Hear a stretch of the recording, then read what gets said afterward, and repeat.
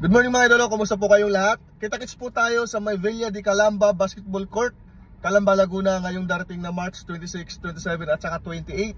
Merkules hanggang Biyernes po yan. Mag-walk-in lamang po kayo. Alas 8 ng umaga hanggang alas 5 po ng hapon. Pagkakataon nyo na po na pumunta sa nasabing venue para kayo ay magpa-activate o magpa-onboard ng Joyride MC Taxi. Wala po kayong babayaran kahit piso.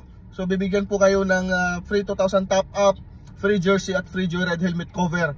Huwag nyo lamang po kalimutan dalhin ang inyong mga requirements katulad po ng NBI clearance, barangay clearance, ORCR at dapat kayo po ay professional driver's license, okay?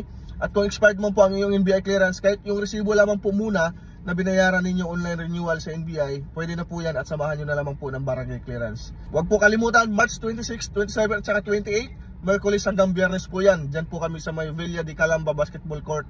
Sa may likod lamang po yan ng bagong munisipyo ng Calamba. Kita-kits po at ingat lagi sa biyahe mga idolo.